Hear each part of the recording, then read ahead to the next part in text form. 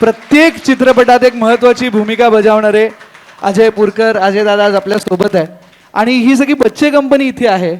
त्यामुळे सगळ्यात महत्त्वाचा प्रश्न मला तुला विचारायचा आहे की तुझं बालपण तुला आठवतंय का? आणि शाळेत असतानाच्या काही गमती जमती, काही केलेली मस्ती हे आम्हाला ऐकायला आवडेल. जरूर जरूर. चालू आहे, ऐकू येत आहे? Very good. सर्वप्रथम रोटरी क्लब डोंबिवली आणि वेद संकेतोक वेद अकॅडमी जो गेले 12 वर्ष इथे चालवतोय, ते एक तप पूर्ण झालं, ही खूप आनंदाची गोष्ट आहे. आणि अनेक मुलं या अकॅडमीत शिकतायत, प्रशिक्षण घेत आहेत, पुढे कामही करतायत, तर याचा खरोखर आनंद वाटतो. तर यानेच सुरुवात करतो. बरं झालं तू प्रश्न विचारलास की बालपणापासून जर काही सांगितलं तर बरं होईल. तर मला असं वाटतं की हे जे वय आहे की ही सगळी मुलं समोर बसलेली आहेत माझ्या, ह्या वयापासनं हा संस्कार होणं फार गरजेचं आहे. आणि जेव्हा आम्ही प्रामाणिकपणे सांगायला हवं आहे की जेव्हा फर्जंद नावाची पहिली फिल्म आम्ही करायला घेतली होती, तेव्हा 40 वर्ष मध्ये गेली होती की ऐतिहासिक चित्रपट आणि छत्रपती शिवाजी महाराज हे नाव चित्रपटांमध्येच नव्हतं, त्यांच्यावरती चित्रपटच नव्हते. मग कोणीतरी एक दिग्पाल लांजेकर नावाचा एक वेडाच म्हणूयात त्याला, कारण की 8 चित्रपट छत्रपती शिवाजी महाराज म्हणजे भारतातलं सगळ्यात कॉन्ट्रोवर्शियल नाव घेऊन चित्रपट तयार करायचे, आणि ते सुद्धा 8. आणि म्हणून कायम आम्ही म्हणतो की छत्रपती शिवाजी महाराजांची कृपा आहे आमच्या टीमवरती. याचं कारण 5 चित्रपट 5च्या 5 सुपरहिट करून देखील एकही कॉन्ट्रोवर्सी नाही आहे सिनेमा.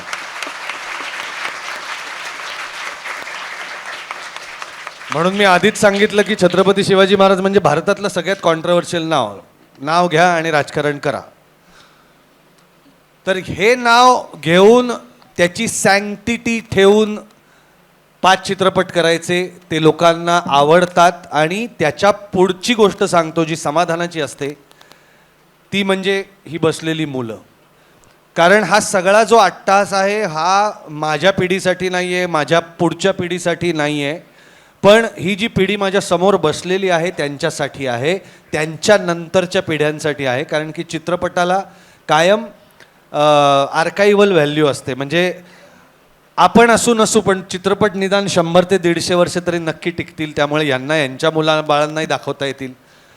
मुद्दा असाच तो निघाला होता, तो तसाच होता की छत्रपती शिवाजी नावाचा चित्रपट आहे. एक जाता जाता जरूर आज जितकी मुलं आहेत, त्यांचे आईवडील आहेत, त्यांना मी आवर्जून सांगेन की आता टेक्नॉलॉजिकली आपण खूप पुढे गेलेलो आहोत. प्रत्येकाच्या घरी मोठा टेलिव्हिजन असतो, तो फ्लॅट स्क्रीन असतो, त्याच्यावरती फायर स्टिक असते, त्याच्यावरती प्राईम असतं, ॲमेझॉन असतं, त्यानंतर नेटफ्लिक्स असतं, यूट्यूब असतं.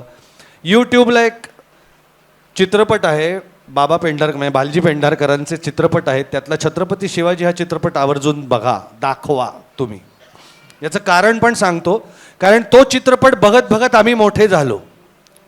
म्हणजे कदाचित तेव्हा असं जर आपण विचार केला तर असा एखादा प्लॅटफॉर्म असता तर कदाचित मी इथे बसलेलो असतो आणि वसंतराव पैलवान नावाचे एक फार मोठे नट होते ज्यांनी बाजीप्रभू देशपांड्यांची त्यात भूमिका केली होती, जी माझ्या डोळ्यासमोर होती कायम पावनखिंड करताना, की मला हे असं दिसायचं, मला हे असं दिसलं तर मी बाजीप्रभू देशपांड्यांसारखा दिसीन. आत्ता तुमच्या डोळ्यासमोर बाजीप्रभू देशपांडे माझ्या रूपात का समोर आले? कारण की तुमच्या डोळ्यासमोर काहीच नव्हतं.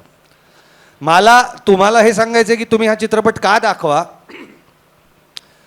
त्यातल्या अनेक गोष्टींसाठी दाखवा, त्यातला संस्कार दाखवा, त्यातले छत्रपती शिवाजी महाराज दाखवा, त्यातले मावळे दाखवा, त्यातले डायलॉग्स मुलांना ऐकू द्या.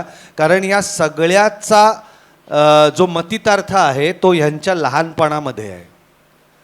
माझ्या लहानपणी संस्कार हा जो आपल्या हिंदू धर्मामध्ये आपण हा शब्द वापरतो, संस्कार खूप महत्त्वाचा आहे. मुंज काय असते? संस्कारच असतो ना. तर हे जे वेगवेगळ्या आपल्या गोष्टींमध्ये जो संस्कार होतो, लग्न हा सुद्धा संस्कार आहे ना आपल्याकडे. तर हा हिंदू धर्मातला जो संस्कार आहे हा ह्या मुलांवरती झालाच पाहिजे, त्याशिवाय हे घडत नाही. आता तुम्हाला गंमत सांगतो त्याची, का मी हे म्हणतोय आणि का मला संस्कार महत्त्वाचा वाटतो. तर लहानपणी माझ्या आईच्या तब्येतीच्या कारणामुळे आम्हाला मुंबई सोडायला लागली, नाही तर आम्ही अंधेरीत स्थायिक होतो. पण त्यानंतर जेव्हा आम्ही पुण्यामध्ये सेटल झालो तेव्हा माझं पुण्यातलं पहिलं घर होतं अगदी right in the heart of the city, ज्याला सदाशिव पेठ म्हणतात. पण सांस्कृतिकदृष्ट्या पुणे तेव्हा वेगळं होतं, आता वेगळं आहे. आता ते खूप वेगवेगळ्या दिशांना वाढलेलं आहे. पण तेव्हा सवाई गंधर्व महोत्सव मी डोळ्यांनी बघितलेला आहे, जो अनेक वर्ष मी पुढे बघितला. पण तेव्हा मी साक्षात भारतरत्न स्वरभास्कर पंडित भीमसेन जोशींना बघितलंय. असं ते कसे चालायचे, ते कसे बोलायचे. मी तेव्हा घुसखोरी करून ग्रीन रूममध्ये त्यांचा गाण्याला बसण्याच्या अगोदरचा रियाज सुद्धा ऐकलेला आहे. या सगळ्या गोष्टी नट म्हणून कुठे उपयोगी पडतात, जेव्हा माझ्यासारख्या भाग्यवान नटाला पंडित भीमसेनजींची भूमिका साकारायला मिळते तेव्हा. तर हे सगळे संस्कार कुठे होतात, ते कुठल्या वयात होतात, तर ते संस्कार क्षम वयात होतात. आणि म्हणून संस्कार खूप महत्त्वाचा. तेव्हा जाणता राजा हे महानाट्य थोड्याशा लहान स्वरूपात होतं. तेव्हा आमचं घर सदाशिव पेठेत होतं आणि आमची बिल्डिंग तेव्हा एक 6 मजली, तेव्हाच्या काळची पुण्यातली उंच बिल्डिंग होती. हा म्हणजे 6 मजले हल्ली काहीच नाहीत ना. पण त्यातनं ते शेजारी एक शाळा होती रेणुका स्वरूप म्हणून. त्या ग्राउंडमध्ये सवाई गंधर्व महोत्सव भरायचा. त्या ग्राउंडमध्ये जाणता राजाचे प्रयोग व्हायचे, ते तसेच व्हायचे. तेच स्टेजवरती घोडे, हत्ती, उंट येणार, महाराजांची एंट्री. आणि ते डायलॉग ऑन डायलॉग माझे पाठ होत राहिले. रात्र उभं राहून मी ती नाटकं बघायचो जाणता राजा. आणि त्यात पूर्ण शिवचरित्र बाबासाहेबांनी ओलगडून दाखवलेलंच आहे. त्यामुळे ती शाहिस्तेखानाची बोटं छाटण्याची एखादी गोष्ट असू देत जी इतिहासात घडली, किंवा अफजल खान वध असू देत, किंवा पावनखिंडचा रणसंग्राम असू देत, हे सगळं मी बघत गेलो. माझं अख्खं नाटक पाठ झालं. तेव्हा माझ्या वडिलांनी मला पहिली स्क्रिप्ट आणून दिली आयुष्यातली, ती जाणता राजाची होती. आणि छत्रपती शिवाजी महाराजांवरती आलेली ऑलमोस्ट ओळ अन ओळ माझ्या आईने वाचून दाखवली मला. तेव्हासुद्धा पावनखिंडीचं सगळं रणसंग्राम वाचताना डोळ्यातनं घळा घळा घळा पाणी यायचं, की हे कसे 300 लोक थांबले असतील. आणि मग ते परावर्तित होतं जेव्हा मी कॅमेऱ्यासमोर उभा राहतो. आणि मग आतनंच कुठले तरी ते बाहेर गोष्टी येतात, की हां हे असं काहीतरी करायचं आहे, हे असं झालं असेल या 300 लोकांच्या बाबतीत, आणि बाजी फुलाजींच्या बाबतीत, आणि बांधल सेनेच्या बाबतीत. हा संस्कार करणं, घडवणं हे आईवडिलांच्या हातात आहे. आत्ता तुम्ही एक पाऊल बरोबर टाकलेलं आहेत, की वेद सारख्या संस्थेमध्ये मुलांना अभिनयाचं प्रशिक्षण दिलं जातं आहे. पण त्याच बरोबरीने आपला इतिहास काय हे सुद्धा विसरता कामा नये. म्हणून आज मला माहिती आहे की मुलं वाचत नाहीत, आणि म्हणूनच आम्ही शिवराज अष्टकाचा घाट घातला. पुस्तक कोण वाचणार? श्रीमान योगी एवढं जाड पुस्तक आहे, ते साईज बघूनच हल्ली लोक म्हणतात एवढं वाचायचं. मग सगळ्यात जवळचं माध्यम कुठलं मुलांना? चित्रपट ऑन केला की. पण तो सुद्धा संस्कार होणं आज गरजेचं आहे. आता आई वडील आमचे पावनखिंडच्या अभूतपूर्व यशानंतर आई वडील म्हणतात आम्हाला की अहो हा मोबाईल घेतलं की सोडतच नाही, 2-2, 3-3 वेळा पावनखिंड बघतो. म्हणलं ताई राहू द्या, 2-3 नाही 300 वेळा पावनखिंड बघू द्या, तेव्हा रक्तातनं शिवचरित्र वाहणार आहे.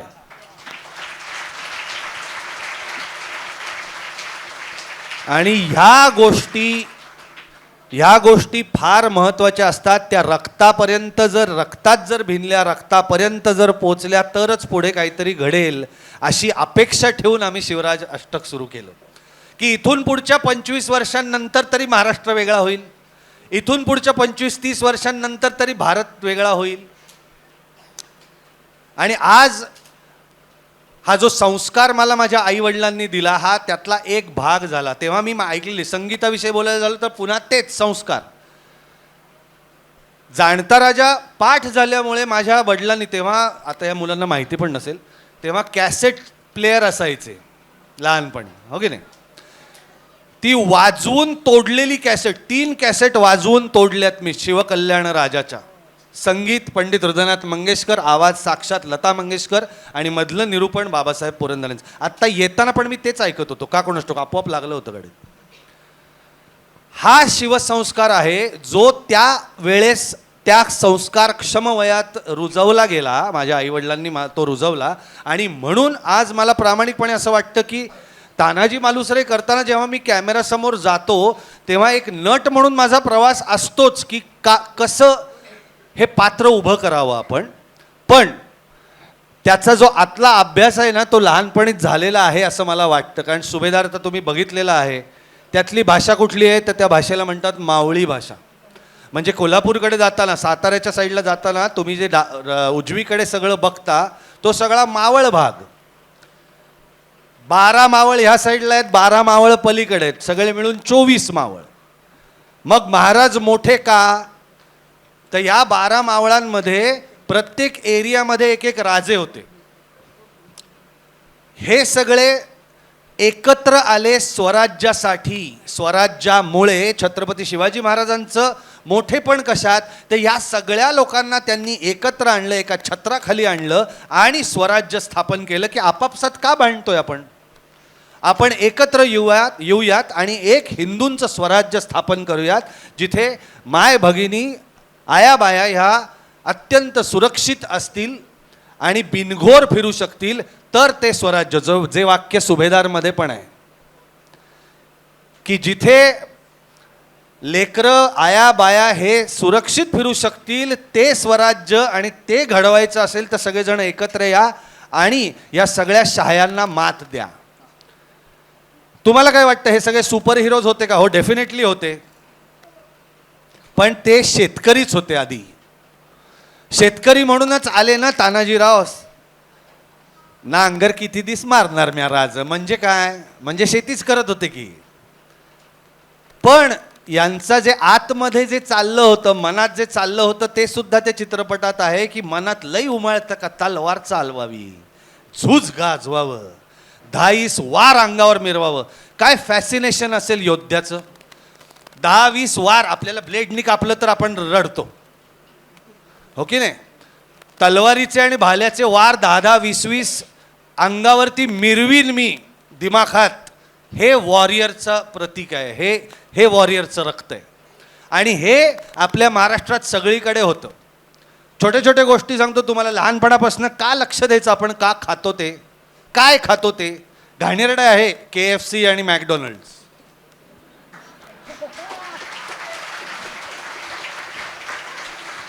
नाही, या गोष्टी अशा कोणी सांगणार नाही, मी सांगतो. आता आयतं मिळालंच आहे हातात तर. मॅकडोनल्ड्सची जी पॅटी असते ना, मी पण खाल्ला नाही असं नाही आहे. पण आता का खायचं नाही ते पण सांगा. ते महाग आहे का? अजिबात नाही, रोज पण खाऊ शकतो, इतकं स्वस्त आहे ते. पण जी बर्गरमध्ये पॅटी असते ना, त्याचं जे पॅकिंग असतं ते तुमच्या समोर कधी येत नाही. त्याच्यात लिहिलेलं असतं की this patty or the chicken in the patty may be up to 1 year old, असं छापलेलं असतं त्याच्यावर. 1 वर्ष जुनं चिकन खाल शिळं, कालची पोळी खाता का घरातली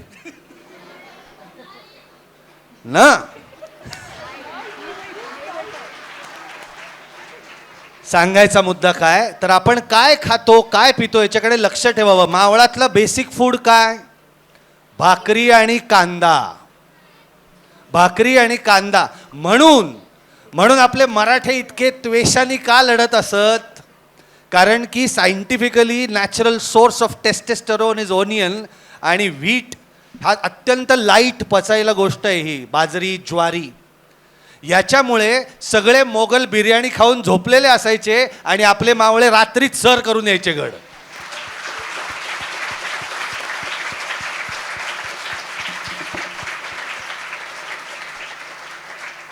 पुन्हा एकदा हे सगळं लहानपणातच आहे. काय खातो आणि किती खातो त्याच्या बरोबरीने आपण मेहनत काय करतो.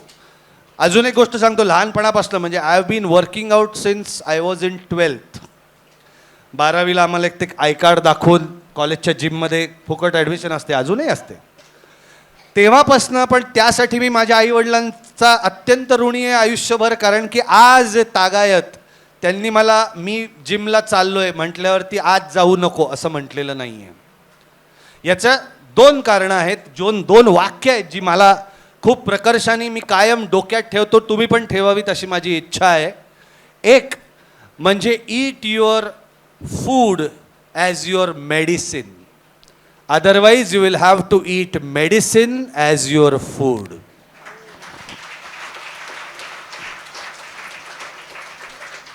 आणि दुसरी गोष्ट, तुम्ही जेव्हा मोठे होता, मोठे व्हाल, तेव्हा आजकाल आपण म्हणतो ना स्ट्रेस आहे, हे आहे, ते आहे, 35चं डायबिटीस वगैरे.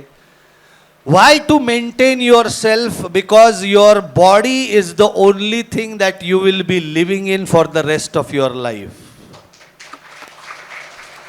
ज्याच्यात राहणार आहात ते जर चांगलं ठेवलं नाहीत तर मग अनेक गोष्टी येत राहतील त्याच्या बरोबरीने. आणि मग काय होतं की मला खूप काम करायचं आहे, मला शिवराज अष्टकापेक्षा अजून कुठेतरी भारी पिक्चर बनायचं असतं, जर तुमच्यापैकी कोणाला तरी वाटलं तर तुम्ही ते करूच शकणार नाही, कारण तुमची तब्येत चांगली नाही, तुम्हाला त्रास होतो, तुम्ही आजारी पडता. हा, मॅकडॉनल्डचं अजून एक हे अत्यंत सांगणं गरजेचंच आहे. मध्ये मी एक फिल्म बघितली नेटफ्लिक्सवर, काय बघावं नेटफ्लिक्सवर, ह्याच्यावरती पण आहे, there is a film called, जरूर ती डॉक्युमेंटरी बघा, व्हॉट द हेल्थ नावाची एक डॉक्युमेंटरी आहे. त्यात त्यांनी सांगितलं की फ्रोझन मीट मेजॉरिटी लोक खात नसतीलही, पण जी लोक खातात त्यांच्याबद्दल मी सांगतोय की फ्रोझन मीट और frozen food has the maximum number of cancerous cells. आणि म्हणून मी तुम्हाला हे सांगितलं की 1 वर्ष जुनी पॅटी खायची आहे का, नाही खायची. ताजं जे असेल ते खा, घरचं असेल, आईच्या हातचं. तर माझे जे सर आहेत ज्यांनी मला व्यायाम शिकवला, मी त्यांना मध्ये, ही इज 87 राईट नाव, he works out for 1.5 hours. 87व्या वर्षी 1.5 तास व्यायाम करतात. मग मी त्यांना म्हटलं, सर तुमच्या वेळी तर प्रोटीन पावडर आणि सप्लिमेंट्स असं काही नसेल, मग तुम्ही काय करायचात? तो म्हणला काही. तर ते म्हणाले काही नाही, आईच्या हातचं 2 वेळचं ताजं जेवण आणि व्यायाम, बास. याच्यावरती आज ते 87व्या वर्षी देखील 1 तास आणि 1 तासापेक्षा जास्त व्यायाम करू शकतात. सांगायचा मुद्दा काय, तर ह्या लहानपणाचा जास्तीत जास्त आपण उपयोग करून घेऊयात स्वतःला पुढच्या आयुष्यासाठी बनवण्यासाठी. आणि हे जसं तुमच्यासाठी आहे तसंच सगळ्या तुमच्या पालकांसाठी पण आहे. आणि ह्या पद्धतीने लहानपणी जे संस्कार घडले गाण्याचे, जे सवाई गंधर्व ऐकून घडले, नाट्य किंवा अभिनयाचे, ते जाणता राजा बघून घडले. आणि मग त्यानंतर शाळेत गेल्यानंतर 8वीत पहिल्यांदा मी स्टेजवरती उभा राहिलो, गाण्यासाठी 4थीत उभा राहिलो. गाण्यासाठी पहिलं पाठ केलेलं गाणं मला आठवतंय ना, ने मजसीने परत मातृभूमीला सागरा प्राण तळमळला, 5 कडवी पाठ इथे उभं राहून मी गायलो होतो. 8वीत नाटकात पहिल्यांदा काम केलं, 10वीला पहिलं अभिनयाचं सर्वोत्कृष्ट अभिनेत्याचं बक्षीस मिळवलं. आणि मग त्यानंतर हळूहळू हळू प्रवास करत, अजून एक इंग्लिश वाक्य आहे पण जरूर ऐका, मला फार आवडतं हे वाक्य. म्हणून एक खूप मोठे इंग्लिश ॲक्टर होते, त्यांनी सांगितलं होतं, slowly is the fastest way to get to your goals. परत एकदा सांगतो, slowly is the fastest way to get to your goals. घाई करू नका, आपला प्रवास चालू ठेवायचा. आणि तो प्रवास चालू होतो तुम्ही ज्या वयात आहात. त्यामुळे अभिनंदन करतो तुमच्या आईवडिलांचं की तुम्ही एका चांगल्या नाट्य प्रशिक्षण क्लासमध्ये तुम्ही त्यांना ऑलरेडी घातलेला आहे. परंतु हा प्रवास खंडित होऊ देऊ नका, रोजचं काहीतरी संस्कारक्षम या मुलांच्या बाबतीत घडू द्या, असं मी एवढंच सांगेन. क्या बात आहे दादा. आणि तू आत्ता जसं म्हणालास की 4थीत नेमदसीनेपासून सुरुवात झाली, 8वीत रंगमंचावर पहिलं पाऊल टाकलंस.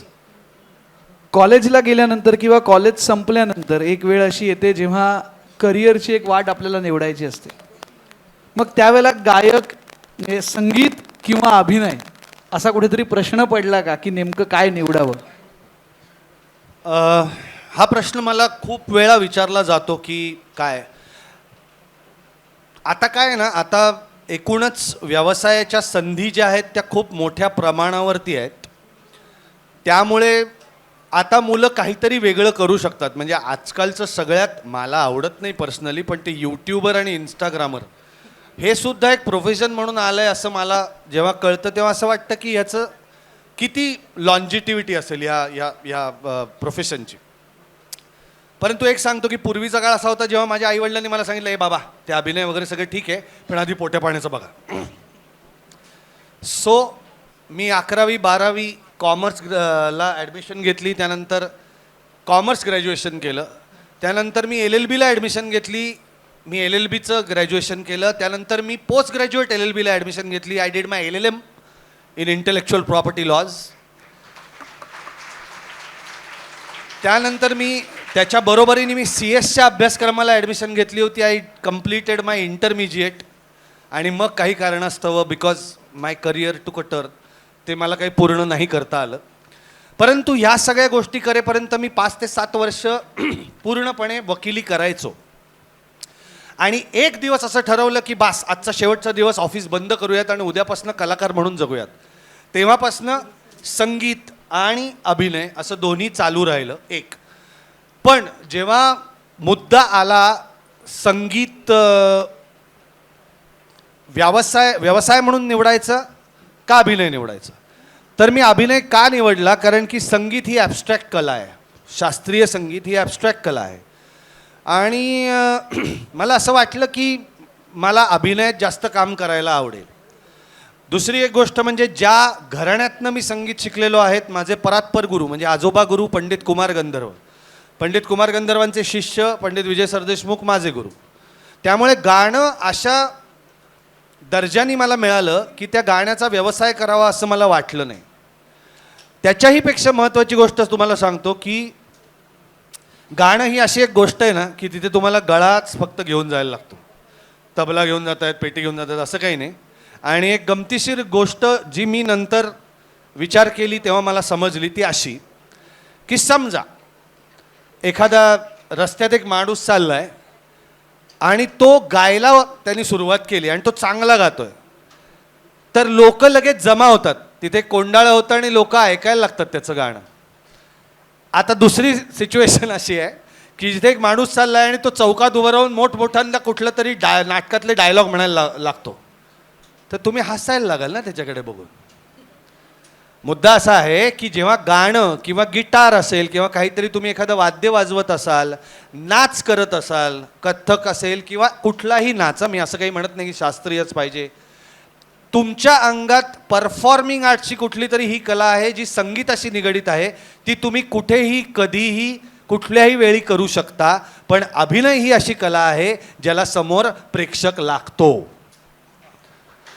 गाण्याला लागत नाही, मी कुठेही गाणं सुरू करू शकतो. उलट चांगलं गायलं तर 4 लोक येऊन उभे राहतात आणि ऐकतात शांतपणे. नाटकातले डायलॉग इथे खाली उभं राहिलं मी स्टेशनपाशी तर लोक म्हणतील लागलं, वेळ लागलं यांना बहुत, हो ना. तर हा फरक आहे. हा मला चॉईस करायचा होता म्हणून मी अभिनयाचा चॉईस केला. आणि जेव्हा तू पूर्ण वेळ अभिनय, म्हणजे तू म्हणालास तसं की वकिली बंद आणि आजपासून अभिनय करायचा, तेव्हा छोट्या पडद्यावरती पदार्पण झालं. त्यावेळेला मालिका आजच्या एवढं पेव फुटलेलं नव्हतं किंवा 24 तास सतत चालणाऱ्या मालिका नव्हत्या. आणि अशातच एक मालिका जी प्रचंड गाजली होती ती म्हणजे असंभव. आणि असंभवमधली इन्स्पेक्टर वझलवार ही भूमिका, मला असं वाटतं की आम्ही सुद्धा ते बघत मोठे झालो आहे. कारण 2007 साली ती मालिका आली होती. आणि 2007 साली मी 10वी पास केली होती. त्यामुळे मी शालेय शिक्षण सुरू होऊन कुठेतरी आम्ही तो काळ बघितला आहे, ती मालिका आम्ही बघितली. आणि इन्स्पेक्टर वझलवार पहिलीच मला असं वाटतं की इतकी गाजलेली भूमिका, पण त्याला एक ग्रे शेड होती, थोडीशी निगेटिव्ह होती. पहिल्याच भूमिकेमध्ये असं करताना भीती नाही का वाटली की निगेटिव्हच भूमिका अचानक आपल्याकडे आली असं? नाही, मला निगेटिव्ह पॉझिटिव्ह असं काही वाटत नाही. सुदैवाने शिवराज अष्टकात मोत्याजी मामा रेवळेकर असू देत, नाहीतर तानाजी मालुसरे असू देत, नाहीतर बाजीप्रभू देशपांडे असू देत, हे सगळ्या म्हणजे महाराजांकडचे जे विलन नाहीत अशा भूमिका. पण विलन भूमिका करताना मला असं वाटतं की विलन करताना भीती वाटत नाही, ती सुद्धा भूमिका लक्षात राहिली पाहिजे की काय वेगळेपण होतं त्या भूमिकेत असं. कारण त्याचा नियमच असा आहे, विलन जितका मोठा तितका हिरो मोठा. त्यामुळे विलन भूमिका करताना आधी त्याला ग्रे शेड होती, नंतर ते कॅरेक्टर पूर्ण पॉझिटिव्ह झालं त्या मालिकेमध्ये. पण मालिकेमध्ये या गोष्टी होत असतात. पण मला दडपण कधी नव्हतं निगेटिव्ह भूमिका करताना, अजूनही नाही. 2024 साली माझी एक खूप चांगली फिल्म येते ज्याच्यात मी पूर्ण म्हणजे निगेटिव्ह कॅरेक्टरमध्ये, पण तरीही ते कॅरेक्टर तुम्हाला आवडेल याची मला खात्री आहे. आणि हा मालिकांचा प्रवास सुरू होता त्याच वेळेला सारेगमपचं पर्व आलं होतं. आणि त्या पर्वामध्ये सगळे म्हणजे मोहन जोशी होते, प्रशांत दामले होते, इतके सगळे दिग्गज कलाकार तुमच्यासोबत होते. आणि तुम्ही त्या पर्वाचा एक भाग होतात. मला खात्री आहे की त्यांच्याकडून सुद्धा खूप काही शिकण्यासारखं मिळालं असेल त्या एकूणच पर्वामध्ये. तो अनुभव कसा होता? त्या पर्वामध्ये मी खरं सांगू का, तोपर्यंत मी चांगला यांच्या सगळ्यांच्या कंपॅरिझनमध्ये मी खूपच चांगला गायक होतो, कारण मी ट्रेंड गायक होतो. हे सगळे ट्रेंड गायक नव्हते, त्यातले एखाद दोन अपवाद वगळला तर. त्यामुळे ना मी त्या पूर्ण पर्वाची गंमत अशी घेतली की मला ॲज अन ॲक्टर, अभिनेता म्हणून आपल्याला जेव्हा आपण अपकमिंग असतो तेव्हा मोहन जोशींना बघून, सतीश तारेंना बघून मेस्मराईज व्हायला होतं. तर मी हे सगळं त्यांच्यात बघत होतो. मी वंदना गुप्ते कशा आहेत, ते कशा बोलतात, ते कशा वागतात, हे बघण्यात माझा जास्त इंटरेस्ट होता. म्हणजे जरी ती गाण्याची कॉम्पिटिशन असली तरी मी जास्त लक्ष माझ्या या सगळ्या हिरोजकडे देत होतो की हे कसे वागतात, कसे बोलतात. इतक्या जवळनं आपण मोहन जोशींबरोबर इतके दिवस घालवणार, किती छान वाटेल. त्यामुळे त्या पर्वाचा मी उपयोग तसा करून घेतला की मला ही सगळी लोक एवढ्या जवळनं बघता आली. गाणं तर मी गातच होतो, त्यामुळे अनेक वेळा असं झालेलं आहे. एक गमतीचं एक गोष्ट म्हणजे इतका रिस्पेक्ट असतो एखाद्या ॲक्टरबद्दलचा. आता हे प्रशांत दामले सुद्धा मान्य करतात की we were sharing a green room, आणि मी त्यांना नेमकं गाणं होतं त्या दिवशी, दाटून कंठ येतो. ते कसं गायचं रे, मला जरा सांग असं म्हणाले ते. आणि तर मी पटकन तंबोरा लावला फोन मशीनवर आणि मी म्हणलं हां इथनं सुरू कर.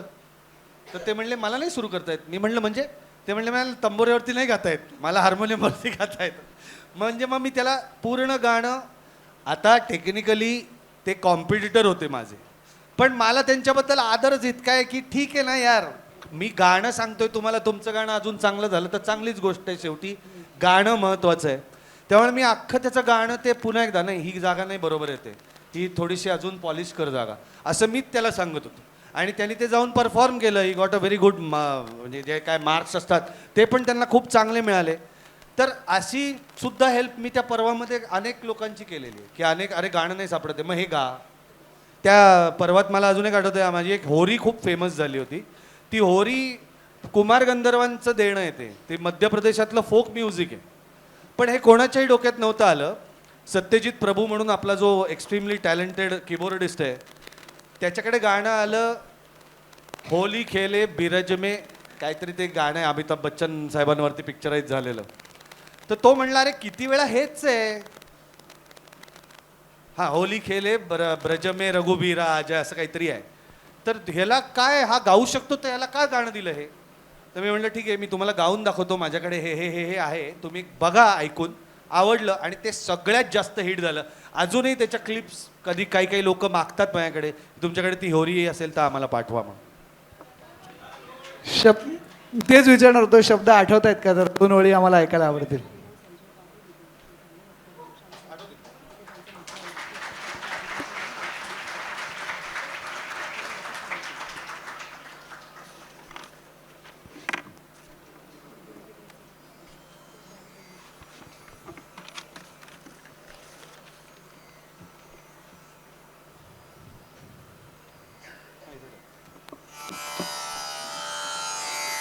होरी को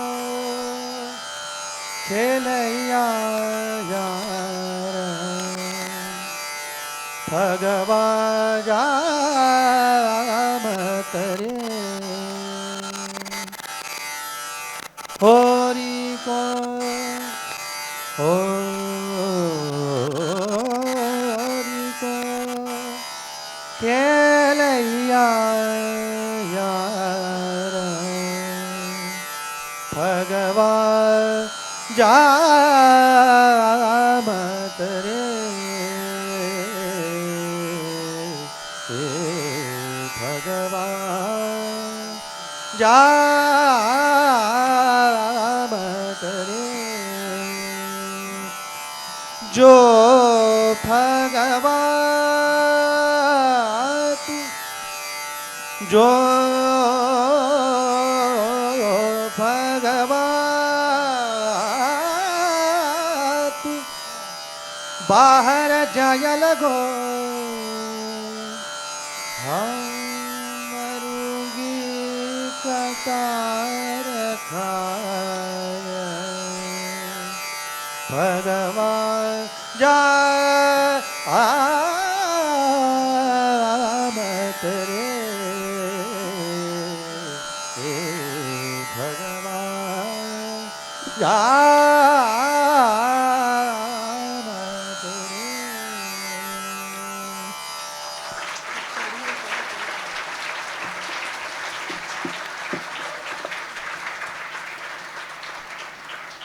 आणि मालिका चित्रपट हे सगळं सुरू होतंच, पण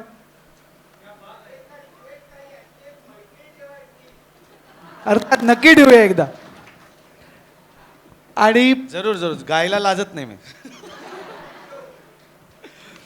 आणि कॅमेऱ्याचं माध्यम मालिकांमधून सुरुवात झाली. कॅमेऱ्याचं माध्यम एक वेगळं असतं, पण रंगभूमीवरच्या भूमिका सुद्धा, म्हणजे आता खरं तर मगाशी कळलं असेल की ऑपरेशन जटायू किंवा कोड मंत्र ह्यामध्ये आर्मी ऑफिसरची भूमिका होतीच, पण मुळात तो एक कुठेतरी कोड ड्रामा होता.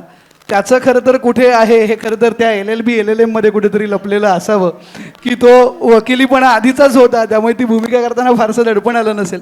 पण रंगभूमी हे एक वेगळं माध्यम आहे. तर नेमका एक अभिनेता म्हणून काय फरक जाणवतो कॅमेरा आणि रंगभूमीमध्ये, आणि कशी तयारी करायला लागली त्याच्या? नाही, मला असं वाटतं की महाराष्ट्रामध्ये रंगभूमीची परंपरा सगळ्यात जुनी आहे. त्यामुळे ही जी मुलं आज रंगभूमीवरती पहिल्यांदा पाऊल ठेवलंय हे बरोबर आहे. हा प्रवास बरोबर दिशेने चाललाय. आधी रंगभूमी किंवा बाल रंगभूमी, मग प्रायोगिक रंगभूमी, मग व्यावसायिक रंगभूमी, मग मालिका, मग चित्रपट, असा नॉर्मली ग्राफ असतो. त्यातल्या 1-2 स्टेप्स गळू शकतात. आता प्रायोगिक रंगभूमी मी नाही केलेली, पण बाल रंगभूमी केली. किती जणांना मला माहिती आहे, मला माहिती नाही, पण ग्रिप्स नावाची जी संकल्पना जर्मनीतनं राबवली गेली पुण्यामध्ये, सुदर्शन रंगमंच, ते तुम्हाला माहिती असेल की ग्रिप्समध्ये मोठी माणसंच लहान मुलांचाही रोल करतात. तर ती खूप इंटरेस्टिंग कन्सेप्ट होती. त्यात एक त्या ग्रिप्समधलं सुद्धा गाजलेलं नाटक माझं आणि सिद्धार्थ चांदेकरचं होतं, रस्त्याचं गाणं म्हणून. प्रचंड प्रयोग केले आम्ही त्याचे. पण हा जो रंगभूमीवरचा जो प्रवास आहे ना, हा खूप महत्त्वाचा असतो. हा तुम्हाला घडवतो ॲज अन ॲक्टर. म्हणजे आज दाक्षिणात्य सृष्टीमध्ये सुद्धा काम करताना त्यांना जेव्हा कळतं की हे थिएटर ॲक्टर आहे, तेव्हा ते सगळेजण अचानक असे दडपणच घेतात. वास्तविक त्यांची इंडस्ट्री खूप मोठी आहे. आपण कंपॅरिझन देखील करू नये. Comparison is always between equals. आपण त्यांच्या कुठल्याही बाबतीत जवळपासही नाही. पण ही एक गोष्ट आहे जी मराठी कलाकारांची परंपरागत आपल्याला लाभलेली आहे. म्हणजे मला परवा असं जाणवलं की आपल्या मराठी रंगभूमीचे आणि त्यानंतर चित्रपटामध्ये इतके देखणे आणि ज्याला आपण म्हणतो ना पर्सनॅलिटीचे नट होऊन गेले की आज ती पर्सनॅलिटी फारशी बघायला मिळत नाही. शेवटची बघितली ती मोहन जोशी आणि विक्रम काका गोखले. तुम्ही सिंहासन चित्रपट काढून बघा, पुन्हा यूट्यूबवर आहे बघा. 101 असं बघताना दडपायला होतं की यांच्या समोर जर आपण अभिनेता असतो तर टिकलो तरी असतो का? अरुण सरनाईक, दत्ता भट, डॉक्टर श्रीराम लागू, श्रीकांत मोघे, विक्रम गोखले, मधुकर तोरडमल, डॉक्टर मोहन आगाशे पण आहेत त्यात, रीमा लागू, हे एवढे मोठे, निळूभाऊ. ह्या पर्सनॅलिटीज ज्या होत्या मराठी स्टेजच्या, त्या इतक्या ताकदवान होत्या. म्हणून त्यातल्या काही लोकांनी, म्हणजे मी स्पेसिफिकली नाव घेतो आणि मला भयंकर कौतुक आणि अभिमान आहे विक्रम काकाचा, गोखलेचा, की त्यांना त्यांचा जो दबदबा होता ना हिंदीत, तो कोणाचाही नाही आहे. आणि तो अग्निपथ बच्चन साहेबांचा पासून ते सलमान खानच्या हम दिल दे चुके सनम पर्यंतच आहे. आणि तसंच अजून एक मला अभिमानास्पद नाव वाटतं रोहिणीताईंचं, हत्तंगडी. अमिताभ बच्चन साहेबांची आई ते संजय दत्तची आई, एवढं करिअर आहे मुन्नाबाईमध्ये. आणि त्याच्या आधी गांधी, रिचर्ड ॲटनबरोचा, कस्तुरबा गांधींचा रोल केला होता. हे डोळ्यासमोर ठेवून मी माझा प्रवास करतो अजूनही. या सगळ्या मोठ्या लोकांना बघून बघून शिकायचं असतं. आणि प्रत्येक गोष्ट तुम्हाला कुठली तरी अकॅडमी नाही शिकवत. त्यानंतर तुम्हाला तुमचे डोळे उघडावे लागतात की जिथे तुम्ही बघा कसं काम करतायत, याचं टेक्निक काय, हा कुठला कॅमेरा आहे, याची लेन्स म्हणजे काय असतं, याचं तंत्रशुद्ध शिक्षण देणाऱ्याही संस्था आहेच आहेत. FTI आहे पुण्याला, जिथं उत्तम कॅमेरा डिपार्टमेंट उत्तम आहे. सिनेमॅटोग्राफी जर तुम्हाला डिग्री करायची असेल तर. या सगळ्या लोकांकडे बघत बघत मला असं वाटलं की असं कुठेतरी आपल्याला करता आलं पाहिजे. आणि त्या बरहुकूमच मी माझा प्रवास करतो. पण ह्या मुलांसाठी सुद्धा हे सगळं महत्त्वाचं मी का सांगतो आहे की जर यातले उद्या कोणी जर आपले, कारण सी पुढची पिढी घडावी लागते ना. मी पुढचे 75 वर्ष नाही काम करणार आहे, पण पुढे जाऊन यातली कोणीतरी मोठी होणार आहे, ती उद्या रुपेरी पडदा गाजवणार आहेत, रंगभूमी गाजवणार आहेत.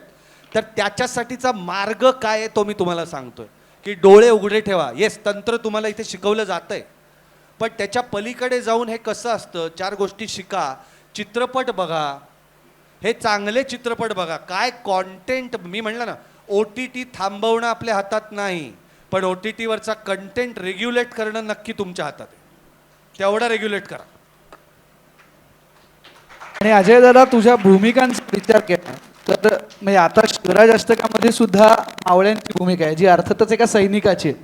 आणि तुझ्या इतर नाटकांमध्ये, मालिकांमध्ये, चित्रपटांचा विचार केला तर त्याच्यामध्ये सुद्धा अनेकदा आर्मी ऑफिसर, पोलीस, म्हणजे थोडक्यात युनिफॉर्म हा तुझ्यावर नेहमीच चांगला खुलून दिसलाय.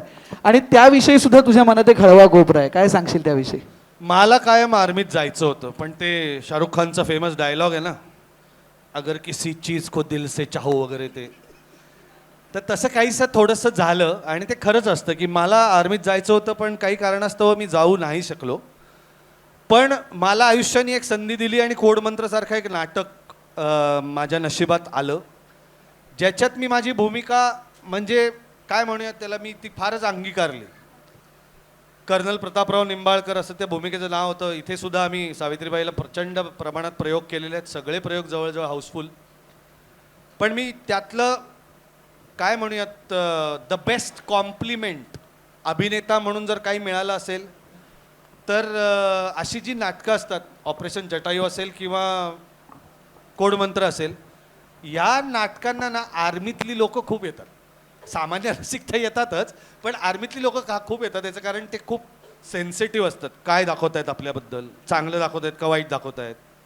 त्याच्यासाठी ना जवळजवळ प्रत्येक प्रयोगाला एक दोन असे सर्विंग कर्नल्स किंवा रिटायर्ड कर्नल्स, ब्रिगेडियर्स असे यायचे, नेव्हल ऑफिसर्स यायचे, एअरफोर्सचे ऑफिसर्स यायचे. आणि हे सगळं ते बघायचे. आणि त्यातल्या एक जे सर्विंग कर्नल होते, मी त्यांचं नाव विसरलो, पण त्यांची कॉम्प्लिमेंट ही माझ्यासाठी द बेस्ट कॉम्प्लिमेंट होती ॲज अन ॲक्टर.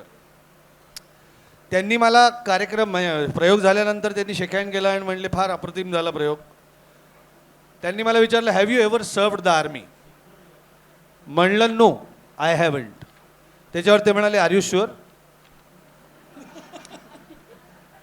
मग मी हसायला लागलो. म्हटलं ऑफकोर्स सर. म्हटलं असं काही इतकं परफेक्ट कसं असणं नसतं नॉर्मली म्हणे. मी म्हणलं नाही सर, ॲज अन ॲक्टर म्हणलं मी काय केलं, माझी तयारी काय केली ते मी सांगतो तुम्हाला. जेव्हा मी ही भूमिका करणार होतो, काही अंशी मी ती पचवली. आणि त्यानंतर जेव्हा ती अजून वाढवायची होती, त्याला 4 चान लावायचे होते, तेव्हा मी काही नाही, मी 4-5 ओळखीतनं कर्नल्सना भेटलो आणि त्यांच्याबरोबर फक्त कॉफी प्यायली. कॉफी पिताना ते गृहस्थ कसे बसतात, हातवारे काय असतात, डोळे कसे असतात, आवाज कुठला वापरतात, ते खूप बेसमध्ये बोलतात का वरती बोलतात, हे सुद्धा सगळं मी ऑब्झर्व केलं. आवाज कुठला वापरतात, ते कुठला टोन वापरतात, त्यांच्या आवाजातला ॲटिट्यूड काय असतो, तो सर्वसामान्यांचा नसतो, हे नक्की. या सगळ्या गोष्टी हळूहळू अभिनेता म्हणून रुजवल्या तुमच्यात ना, की तो रोल चांगला होतो. आणि भूमिकांविषयी बोलत असताना पुण्यात बालपण गेलेलं आहे, म्हणजे पुलंसारखी व्यक्ती पुण्यात असल्यानंतर, आणि तू म्हणालास तसं सवाई गंधर्वांमध्ये खुद्द भीमसेनांना बघितलंय, आणि त्याच पुलंच्या आयुष्यावर सिनेमा करत असताना त्या चित्रपटात स्वरभास्कर भीमसेन जोशींची भूमिका करायला मिळावी, हे खरंच भाग्य आहे. खूप मोठं भाग्य आहे. मी म्हटलं तसं की प्रत्येक भूमिकेला ना तुमचा अनुभव जो काही आहे ना, तो फार महत्त्वाचा असतो. मी लहानपणी माझे वडील जेव्हा ते रात्र मी सवाई गंधर्व ऐकायचो, तेव्हा त्यांना माझी दया आली आणि ते म्हणले, चल मी तुला घेऊन जातो, म्हणून त्यांनी तिकीट काढून मला ते घेऊन गेले त्या कार्यक्रमाला. आणि तेव्हा मी पहिल्यांदा असं समोरासमोर भीमसेनजींना बघितलं, अशी पर्सनॅलिटी, टॉवरिंग पर्सनॅलिटी ज्याला आपण म्हणतो ना, की असे ते चालले होते लिटरली, म्हणजे अजून शहारा येतो माझ्या अंगावरती, रोमांच रादर. एखादा वाघ फिरावा ना, तसे ते शाल असे खांद्यावरती घेऊन असे फिरत होते. आणि तिकडे गाणं बजावणं चालू होतं. आणि अनेक वर्षाचा अनुभव असाच आहे माझा की सवाई गंधर्व महोत्सव संपताना जेव्हा भीमसेनजी बसायचे पहाटे 3-4 वाजता गायला, तेव्हा तो जो 6 तंबोऱ्यांमध्ये जो षड्ज लागायचा त्याने आधीच्या 3 दिवसातलं सगळं पुसलं जायचं आणि फक्त तो षड्ज उरायचा.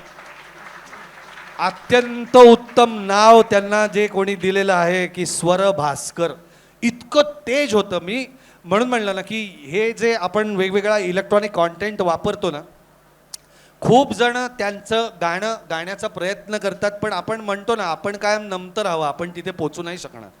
हे सगळे जे आमचे मित्र आहेत जे गातात ते तशीच एक यूट्यूबला क्लिप आहे, ती जरूर ऐका. तीर्थ विठ्ठल क्षेत्र विठ्ठल, देव विठ्ठल देव पूजा विठ्ठल, हे सवाई गंधर्वचं रेकॉर्डिंग एक ब्लॅक अँड व्हाईट क्लिप आहे. तर ती ऐकताना माझ्या नशिबाने मला खूप मोठ्या लोकांचा सहवास देखील लाभला की रामभाऊ फाटक हे जे त्या अपूर्ण अल्बमचे म्युझिक डिरेक्टर, त्यांच्याशी मी 2 तास गप्पा मारल्या. कुठनं तरी असा एक योग आला होता. त्यांनी मला भीमसेनजींच्या का कलाकार जगात भारी ठरतो आणि कशामुळे, तर त्यांच्या मॉडेस्टीमुळे आणि त्यांच्यातलं जे जे पॅशन असतं ना की नाही मला परफेक्शनच पाहिजे. ते म्हणले मी तुला एक गंमत सांगतो, याच भजनाच्या रेकॉर्डिंगची तीर्थ विठ्ठल क्षेत्र विठ्ठल मिक्सिंग रूममध्ये रामभाऊ उभे होते आणि तिकडे तंबोरे जुळवून भीमसेनजी आवाज साफसूफ करून त्यांचं ते चाललं होतं. आणि ती जी जागा आहे, देव विठ्ठल देवा पूजा विठ्ठल, तुझं कोमल रिषभ लावलाय, तर तो काही नीट लागत नव्हता. आणि इकडे मिक्सिंग रूममध्ये रामभाऊ उभे होते आणि ते असे बघत होते भीमसेनजींकडे. आणि तेवढ्यात ते गाता गाता भीमसेनजींचं लक्ष वरती गेलं आणि त्यांना कळलं की रामभाऊ बघतायत. तर तेव्हाही पंडित भीमसेन जोशी हे जगद्विख्यातच गायक होते. तर ते रामभाऊंना म्हणाले, रामभाऊ थांबा, मला कळतंय माझा कोमल रिषभ लागत नाहीये, थोडा आवाज तापू दे, मग तुम्हाला जे हवं ते मी देतो. आणि त्यानंतर तो जो टेक झाला तो आपण आज ऐकतो. सो इतके मोठे कलाकार असून सुद्धा आपल्या कामाशी इतकं प्रामाणिक राहून जेव्हा वाटचाल करतो माणूस, तेव्हा त्याला मोठेपण प्राप्त होतं असं मला वाटतं. आणि तुझा अनुभव कसा होता ती भूमिका साकारताना? कारण प्रचंड दडपण असणार. माझी भूमिका साकारताना मला थोडंसं सोपं का होतं माहिती का, कारण की मी सोडून कोणालाच त्या भूमिकेबद्दल काही माहिती नव्हतं. हा म्हणजे मला सोडून दिलं होतं त्यांनी, त्यामुळे मी फ्री होतो एका दृष्टीने की मी बरं. आता ती भूमिका करतानाची पण गंमत सांगतो की भीमसेनजींचं याच्या आधी रुपेरी पडद्यावरती कोणी काही बघितलेलं नव्हतं. बरं, मी काही एक्झॅक्ट रेप्लिका नाही आहे भीमसेनजींचं, हे मी मान्य केलं. म्हणलं लुकनी आपण ते अचीव केलेलं आहे. साक्षात विक्रम गायकवाड एवढे मोठे मेकअप आर्टिस्ट, विक्रमदादाचा हात माझ्या चेहऱ्याला लागलेला आहे, याच्यासाठी सुद्धा मी भाग्यवान कलाकार आहे की त्यांनी भीमसेनजींचा लुक केला माझा. आणि मला झाल्यानंतर मला म्हणलं, अजय संजू नंतरचं माझं सगळ्यात चांगलं काम आहे. त्या संजू पिक्चरच्या लुक नंतर त्यांनी हा लुक केला होता. तर मी जेव्हा विचार केला स्क्रिप्टमध्ये, तेव्हा मी सांगून बघितलं की भीमसेनजी बाय डिफॉल्ट खूप कमी बोलणारे होते. खूप बोलायचे नाहीत भीमसेनजी, खूप कमी, एखादंच वाक्य असे टाकायचे ना की त्यातनं सगळं व्यक्त व्हायचं. मध्ये 1-2 अशाच कुठल्या तरी डॉक्युमेंटरीजमध्ये मैं बोलने से अच्छा गाता हूँ असं ते म्हणाले. मी गाण्यातनंच बोलतो, मला जे काय बोलायचं आहे ते, विच इज ट्रू. तर तो रोल करताना बरं ते ऐकायला तयार नाहीत, नाही एवढे डायलॉग घ्यायला लागतील सिनेमावर. म्हणलं बरं ठीक आहे. त्याच्यानंतर माझ्यासमोर अडचण होती की आता डायलॉगमधनं भीमसेनजी तर नाही दिसणार लोकांना, मग दिसणार कशात? मग ते गाणं जे खूप फेमस झालं कानडा राजा पंढरीचा त्या चित्रपटातलं, तेच चित्रित करताना म्हणलं हा चान्स आहे की भीमसेनजी आपल्याला दाखवता येतील. बरं, पण ते सुद्धा भान इतकं ठेवावं लागलं मला की थोडं जरा जास्त झालं असतं ना तर ते कॅरिकेचरीज झालं असतं, नक्कलपेक्षा ते पुढे गेलं असतं, कॉमेडी झाली असती. कॉमेडी करायची नव्हती, शेवटी माझे भारतरत्न आहेत त्यामुळे मी तो आप ठेवणार. तर भीमसेनजींचं दाखवताना मी त्यांची जी लकब आहे गातानाची एस्पेशली ती सगळी दाखवली. त्यामुळे सगळ्यात कॉम्प्लिमेंट अर्थात पुणे, कारण की पुण्यात त्यांचं आयुष्य गेलं. जवळजवळ प्रत्येक चौकात गायले असतील पुण्यातल्या, इतकं पूर्वीचं सांस्कृतिक पुणं होतं. या चौकात हिराबाई, पुढच्या चौकात कुमार गंधर्व, त्याच्या पुढच्या चौकात वसंतराव, अशा मैफिली झालेल्या आहेत. त्याच्या पुढच्या चौकात सुधीर फडक्यांचं गीत रामायण.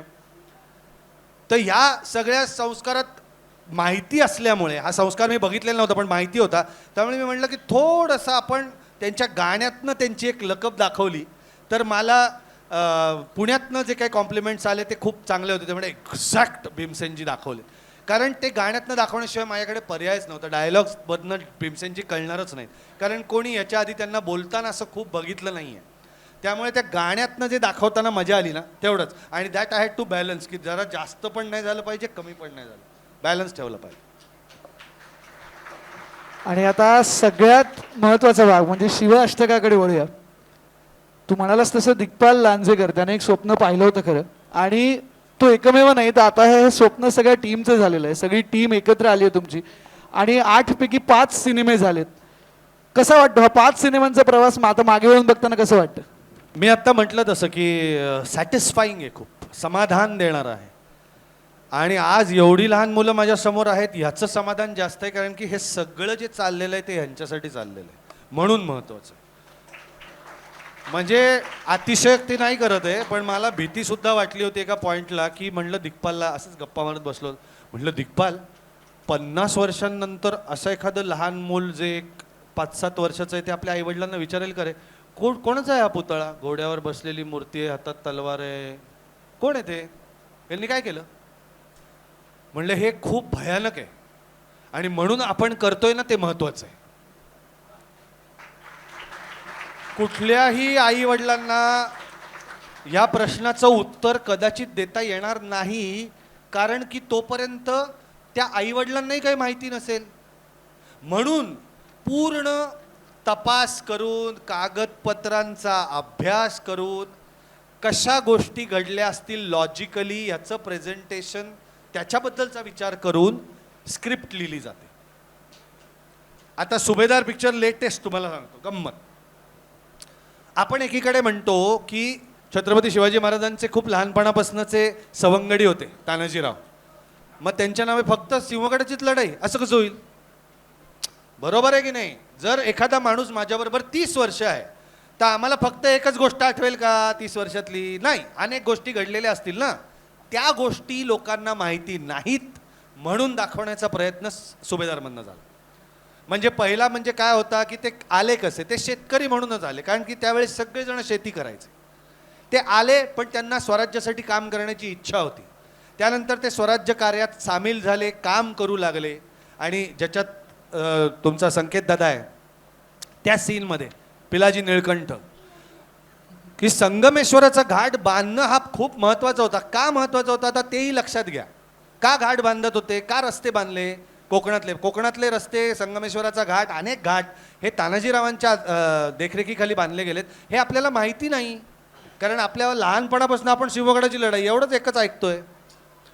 पण ते बांधणं का गरजेचं होतं की कोकणातली जी रयत आहे आपली, यांच्यावरती आक्रमण कुठनं होऊ शकतं? समुद्रातनं होऊ शकतं. मग समुद्रातनं येणाऱ्या माणसाला जर रोखायचं असेल तर आपलं सैन्य कोकणात लवकर पोचलं पाहिजे. बरं, कोकणातले रस्ते आज देखील कसे वळणदार आहेत, तेव्हाची काय परिस्थिती असेल? मग तिथे रस्ते बांधले पाहिजेत, म्हणजे आपलं सैन्य लवकरात लवकर तिथे पोचू शकेल आणि तिथल्या रयतेला सुरक्षा मिळेल. हा इतका मोठा विचार माझ्या राजांनी केला होता, आणि मग तिथे एक एवढा खंदा माणूस द्यायचा की हैगयच होणार नाही कामात, म्हणून तानाजीराव मालुसरे. सिंधुदुर्गाचं बांधकाम देखील, आता सुभेदार ही एक पदवी आहे, ही अजून देखील आपल्या आर्मीत पदवी आहे. तुम्हाला माहिती नसेल तर सांगतो, मराठा लाईट इन्फंट्री नावाची एक अख्खी रेजिमेंट आहे आपली, मराठा लाईट इन्फंट्री, ज्याला मराठा रेजिमेंट म्हणतात. ही रेजिमेंट कुठनं सुरू झाली? महाराजांपासून सुरू झाली. आणि त्याला लाईट इन्फंट्री का म्हणतात? तर it is till date the fastest moving ground force. त्याचंही श्रेय कोणाला? महाराजांना. त्याचं श्रेय कशात आहे? फत्ते शिकस्तमध्ये आहे. 20 मिनिटाचं ऑपरेशन, 22 ते 25 लोक इन्व्हॉल्ड, एकही माणूस न गमावता ॲक्शन करून परत. ही खासियत आजही मराठा लाईट इन्फंट्रीची आहे. सर्जिकल स्ट्राईक्स हा त्याला दिलेला आजचं नाव आहे. पहिला सर्जिकल स्ट्राईक झाला पुण्यात लाल महालात, ज्याच्यात 20 मिनिटात त्याचं मुंडकंच उडायचं होतं, 3 बोटावरती वाचलाय शाहिस्ता खान. त्यामुळे अंधार होता ना. आता तुम्ही विचार करा, व्हॉट्सॲप ऐक ना, मला 15 मिनिटं थोडा उशीर होतोय. नाही, असं काहीही नव्हतं तेव्हा. ऐका महाराज, थोडं त्या वाटेने असं काही नव्हतं.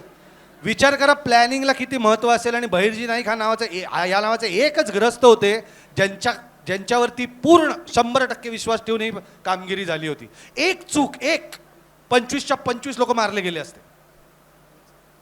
काय नेटवर्क असेल. एकदा सांगितलं महाराज ह्या रस्त्याने उतरू पन्हाळा, आणि आपण ह्या रस्त्याने असे जाऊयात आणि इथनं आपल्याला विशाळगडाला पोचायचंय. ही बातमी आता रात्रीतनं उतरलेत. तुम्ही या कधी आंबा घाटात. 13 जुलैला ज्या दिवशी रणसंग्राम झाला, प्रत्येक वर्षी मी आंबा घाटात असतो. काय पाऊस पडतो 2023 साली, विचार करवत नाही 1660 मध्ये काय पाऊस पडला असेल. इमॅजिन करू शकत नाही तुम्ही. आणि अशा पावसात ही लोक रात्रीतनं निघाली. जांघड चिखल असा महाराजांच्या तोंडी शब्द आहे. चित्रपट पुन्हा एकदा बघा. जांघड म्हणजे जांघेपर्यंत चिखल. इतक्या चिखलातनं चालत आलेत जवळजवळ 9 तास, आणि त्याच्यानंतर 8 तासाचं युद्ध केलंय पावनखिंडीत उभं राहून. ही असामान्य ताकद होती या सगळ्या लोकांची, म्हणून स्वराज्य घडलं. तेव्हा हा जो संस्कार आहे ना मराठा लाईट इन्फंट्रीचा, हा तेव्हापासूनच आहे. मला अजूनही आज सुद्धा हे सांगायला आवडेल की आजही आपल्या आर्मीमध्ये मराठी मुलं कमी आहेत. ग्रामीण भागातनं जातात, पण आपली मुलं जात नाहीत. त्यामुळे आवर्जून डोक्यात ठेवा. मी एक तुम्हाला गंमत म्हणून सांगतो. एक पुण्याचं काम चुकून घडलं हातनं. माझी एक गायिका मैत्रीण आहे, अमृता नातू, तुम्हाला माहिती असेल. ती आमच्या एका सिंगिंग स्टारमध्ये माझी मेंटॉर होती. तिचा मुलगा सोहमादित्य नातू हा इंजिनिअरिंगच्या तयारीच्या परीक्षेमध्ये he couldn't secure a rank.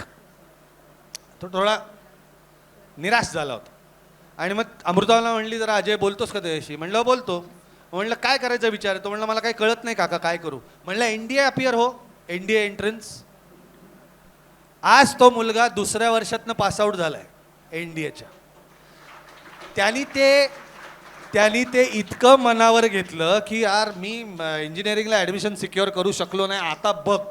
आणि त्यांनी इतक्या तयारीने तो इंडियाच्या एंट्रन्सला भिडला की ही गॉट सिलेक्टेड. आणि now after 3 years he will be passing out as a lieutenant. तुमचं आयुष्य बदलून जातं जेव्हा तुम्ही आर्मीत जाता तेव्हा.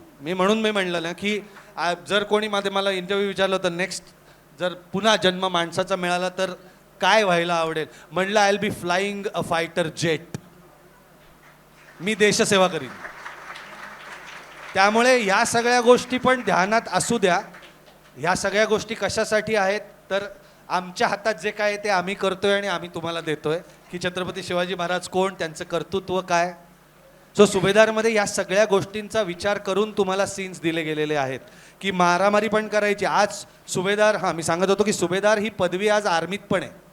तानाजी मालुसरे हे एकमेव असे योद्धे होते ज्यांना 2 सुभेदार पदव्या होत्या.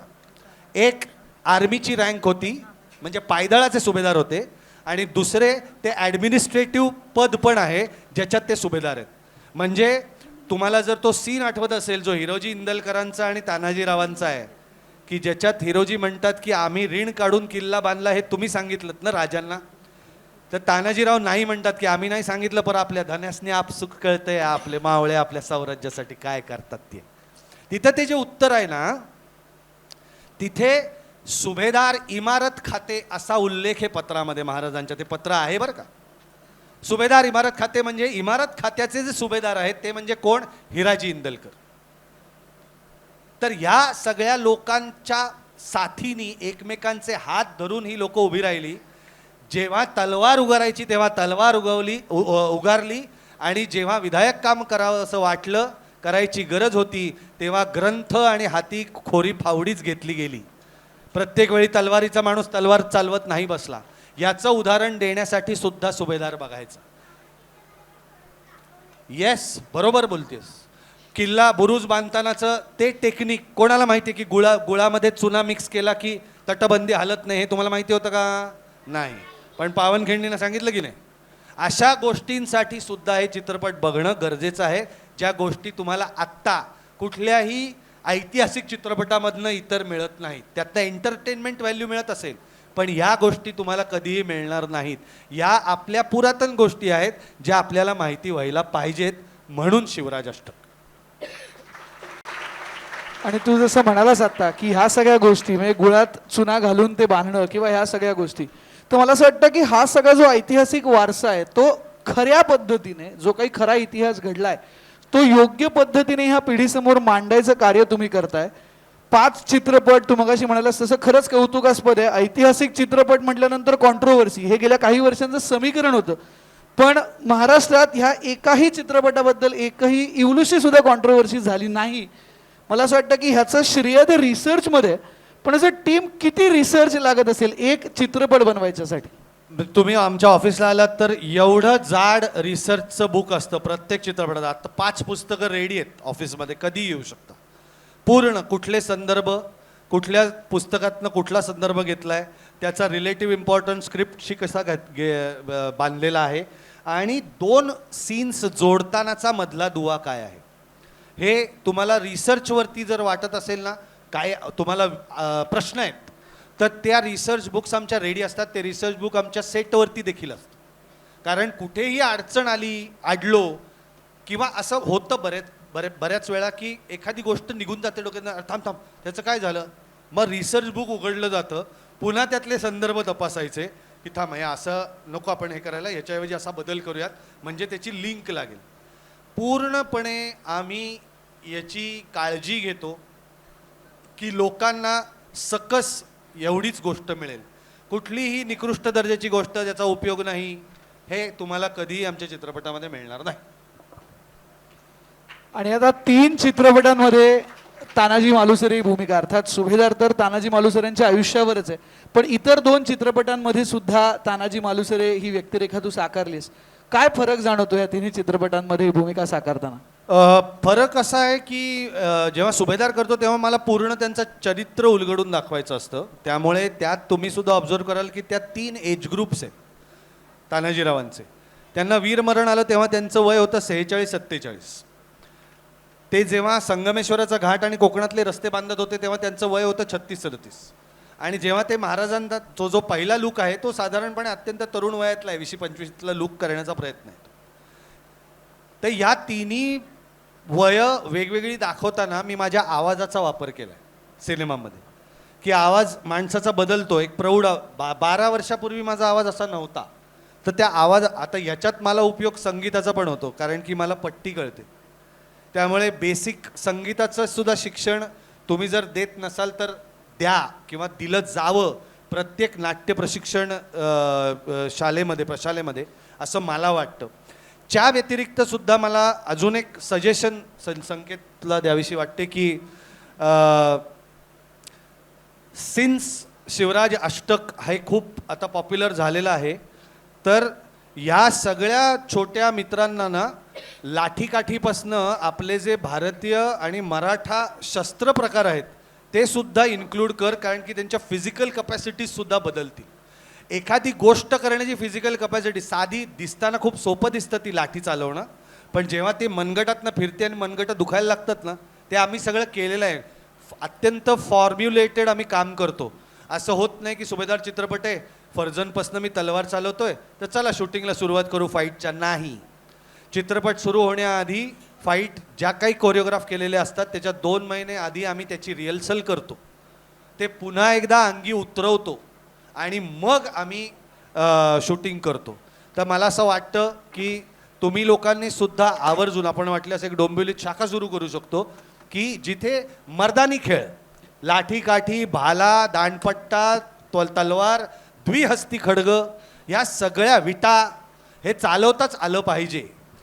याच्यामुळे होणार काय आहे की एक कॉन्फिडन्स जो वाढतो आपला, आणि फिजिकल कपॅसिटी आपली खूप छान इम्प्रूव्ह होईल. तुम्हाला पुढच्या प्रवासासाठी त्याचा खूप उपयोग होईल. नक्की विचार करा.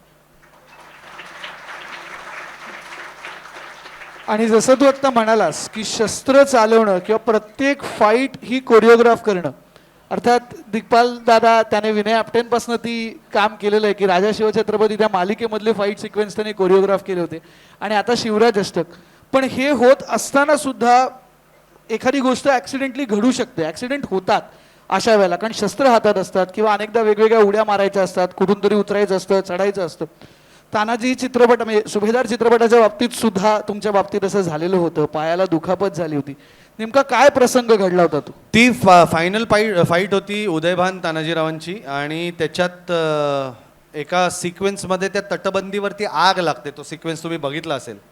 आणि जिथे तानाजीरावांची ढाल तुटते ना, त्याच्या जस्ट आधीच्या सिक्वेन्समध्ये ती मशाल पडते आणि त्याच्यावरनं उडी मारून मला पुन्हा एकदा फाईट चालू करायची होती. त्या मशालीवरनं उडी मारताना माझी कोल्हापुरी त्या मशालीत अडकली आणि माझा उजवा पाय ते अंगठा आणि हे दुसरं बोट आहे त्याच्यामध्ये फाटला. 2-3 सेंटीमीटर फाटलं. आणि पायात खूप साऱ्या नर्व्ज असतात, त्यामुळे त्याच्यातनं ब्लड फ्लो तो थांबायलाच तयार नाही.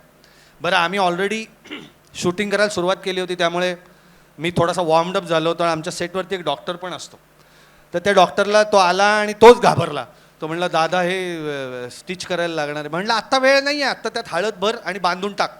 कारण की पूर्ण हे झालं पहाटे 3 वाजता. आणि कारण की नाईट शिफ्ट होती ती, रात्रीचं युद्ध झालं ना सिंहगडाचं. तर ते सगळं केलं. 2 दिवस मी पाय बांधून ठेवला. तिसऱ्या दिवशी मात्र पेन खूपच वाढलं. मग मी माझ्या डॉक्टरकडे गेलो आणि मग त्यानंतर त्यांनी मला सांगितलं हे जरा सिरियस आहे. त्यांनी ती जखम बघितली, आतमध्ये सगळ्यात चिखल आणि ॲम्बर पावडर जाऊन ते म्हणलं हे सेप्टिक होईल, पूर्ण पाय इन्फेक्ट होईल. मग त्यांनी ते स्टिच केलं दुसऱ्या दिवशी. ते स्टिचेस घालून मग मी दुसऱ्या लोकेशनला गेलो जिथे मला बाकीचे सीन्स करायचे होते.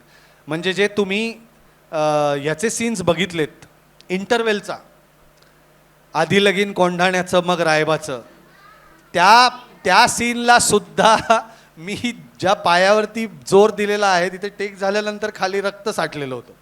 कारण माझं सगळं बॉडी वेट त्या माझ्या पायावरती होतं. पण म्हणलं नाही, हे सीन्स घडलेच पाहिजेत.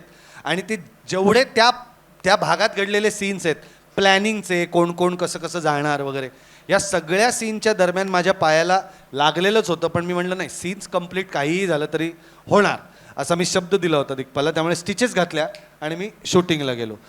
पण काय, मी एकच विचार डोक्यात होता, ज्या माणसाची भूमिका करण्याचं भाग्य आपल्याला लाभलेलं आहे त्यांनी जीवाचा विचार नाही केला, आपण काही थेंब रक्ताचा विचार कशाला करायचा.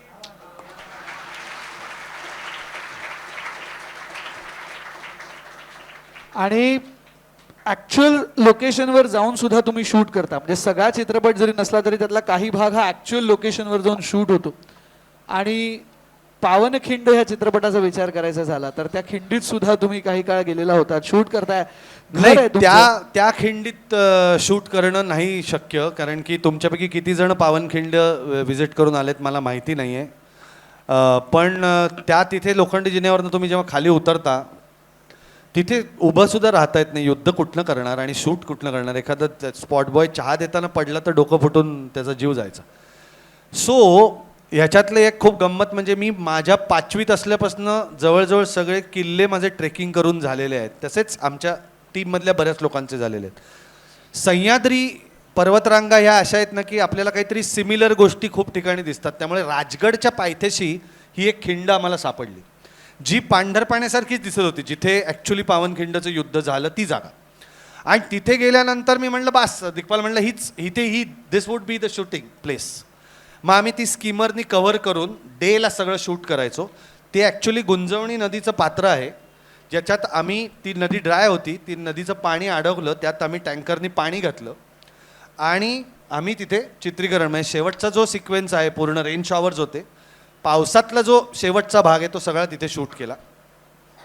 त्यातली अजून एक गंमत सांगायची म्हणजे हे सगळं रिअल लाईफ लोकेशन्सवरती शूट करत असताना ना तुम्हाला थोडंसं निसर्गाचंही भान ठेवावं लागतं एक, आणि थोडंसं निर्भीड होऊन शूट करायला लागतं. याचं एक उदाहरण तुम्हाला देतो. पावनखिंड चित्रपटामध्ये 1 दिवस पूर्ण त्यांनी ठेवला होता.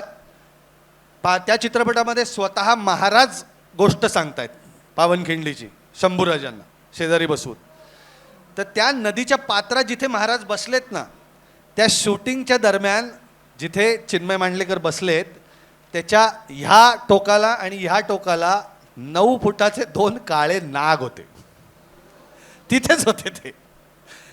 आणि आमच्याबरोबर 2 सर्पमित्रही असतात त्या शूटला होते, म्हणजे कारण की अशा ठिकाणी आपण शूट करतो म्हणून.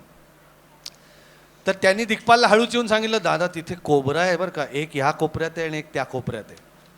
तर दिग्पाल म्हणला, जी नकोत लोक ती जा, फक्त Shambhuraje Maharaj, technical team, camera वगैरे एवढेच राहतील. अख्खा सीन जो तुम्हाला आज देखील दिसतो तो त्या सापांच्या अस्तित्वातच शूट झालेला आहे. निसर्गात शूट करताना निसर्गाला डिस्टर्ब नाही करायचं. त्यामुळे ते होते ते त्यांचं, त्याला जर डिस्टर्ब नाही केलं तर तो काही करणार नाही आपल्याला, असं त्यांनी मला सांगितलं. सर्पमित्र होते त्यांनी. आणि अख्खा सीन तसाच्या तसा शूट झालेला आहे त्या ह्याच्यातला सिक्वेन्समध्ये. आणि एक वेगळं विचारणार होतो, अनेकदा असं म्हटलं जातं की त्या खिंडीतनं जाताना आजूबाजूला अस्तित्व जाणवतं किंवा अनेक अनुभव वेगळे येतात. ह्या चित्रपटाच्या दरम्यान सुद्धा किंवा एकूणच या अष्टकांच्या दरम्यान सुद्धा असे काही अनुभव आले का? खूप खूप येतात. पहिली गोष्ट म्हणजे तुम्ही जे काही करता ना त्याच्यावरती तुमची श्रद्धा पाहिजे. आणि तुमची श्रद्धा असली की यश तर मिळतंच, परंतु अडचणीही येत नाहीत. अडचणी आल्या तर त्याच्यातनं मार्गही लवकर निघतो. असे अनुभव आम्हाला खूप आलेले आहेत. आम्ही आंबाघाटात शूट करत होतो, फत्तेशिकसचा सिक्वेन्स होता. आणि तेव्हा मला तारीखही आठवते, 3 मे 2019, 4 मे 2019. आता मे मुद्दामून तारीख का सांगितलं, सकाळी आम्ही शूट करत होतो, त्या दिवशीचं शूटिंग अर्धवट राहिलं म्हणून दुसऱ्या दिवशी आपण असं करूयात, कोल्हापूरला राहायला होतो तर लवकर आपण 4 वाजता निघूयात आणि 6 वाजता शूटिंगला सुरुवात करूया असं ठरलं. 6 वाजता सगळेजण आम्ही रेडी झालो आणि त्या जंगलात जिथे आम्ही शूट करत होतो तिकडं महाभयंकर धुकं होतं. आता 3 आणि 4 मेला धुकं का असावं? आमच्याकडे अजून एक प्रघात आहे जो तुम्हाला सांगायला आवडेल मला, की रोज शूटिंग सुरू व्हायच्या अगोदर आणि शूटिंग संपताना आमच्याकडे छत्रपती शिवाजी महाराजांची प्रार्थना म्हटली जाते आणि त्यानंतर आम्ही सगळेजण डिस्पर्स होतो किंवा सुरुवातही केली जाते. तर मी दिग्पालवरती प्रेशर वाढतं कारण की आपण ऑलरेडी एक छोटी इंडस्ट्री आहोत आणि जेव्हा असं काही घडतं तेव्हा पुढे कसं जायचं, कसा होणार सीन शूट, असा प्रश्न दिग्दर्शकाच्या चेहऱ्यावर दिसतो. तर दिग्पाल चिंतेत, कारण की 9 पर्यंत ते धुकं जाईना, म्हणजे ज्यासाठी आम्ही लवकर आलो होतो तेच जर घडलं नाही तर काय, म्हणजे मग आजचं उद्या परत कॅरी फॉरवर्ड. तर दिग्पाल आणि मी शेजारी बसलो होतो. मी दिग्पालला म्हटलं, चल आपण पूजा तर उरकून घेऊ. तर काही नाही, टेबल आणलं गेलं, महाराजांची मूर्ती आणि शिववंदना म्हणायला सुरुवात केली आणि सगळ्या झाडांमधनं सूर्याची तिरीप आली. 10व्या मिनिटाला धुकं गेलं होतं आणि मी स्टार्टेड शूटिंग. मी म्हणून आत्ता म्हटलं की त्यांचा आशीर्वाद आहे याची प्रचिती आम्हाला अनेक वेळा येते, अनेक वेळा आलेली आहे, की कुठल्याही अडचणीच्या क्षणी ते धावून येतात. प्रत्येक माणसाने त्यांचं चरित्र अभ्यासावं आणि ते हा एक जन्मसुद्धा पुरणार नाही इतकं मोठं आगाध त्यांचं चरित्र होतं. त्यांच्यातल्या काही गोष्टी जरी आपल्याला या आयुष्यात बाणवता आल्या अंगी तरी खूप झालं असं मला वाटतं. आणि सुभेदार हा चित्रपट सगळ्यांनी प्रेम केलंय त्याच्यावरती आणि विशेषतः ह्याच विषयावरती हिंदीत एक खूप मोठा बिग बजेट सिनेमा येऊन गेल्यानंतर पुन्हा तो चित्रपट, तीच भूमिका हे करत असताना सुद्धा लोकांनी त्याच्यावर विशेष प्रेम केलं. काय सांगशील हे यशाचं गमक काय नेमकं? याचं यशाचं गमक आपण सगळे मराठी आहोत याच्यात आहे. म्हणजे याचं नाही, मी प्रामाणिकपणे सांगतो, म्हणजे मी कायम हे उदाहरण देतो की अजय देवगणनी राजाजी म्हणणं या शिवाजी राजे म्हणणं आणि मी अजय पुरकरनी राज, असं काय करता?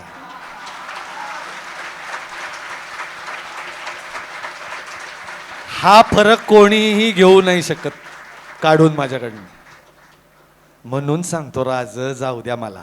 हे राज म्हणण्यात जे आहे ना ते राजाजी महाराज म्हणण्यात नाही. ती जी आपुलकी आहे, आय थिंक ते खूप महत्त्वाचं आहे की ते आज लाखो लोकांना आवडतं किंवा आपलंच वाटतं. ते आपलं आहे. ओके, ती गोष्ट जरी आपली असली तरी ते आपलं नाही, ते हिंदी आहे ना. पण आज मराठीतनं जेव्हा आपण हे बोलतो, प्रत्येक डायलॉग आपल्या मनाला भिडतो, याचं कारण ते आहे की प्रत्यक्ष जगदंबा वाढायला आली.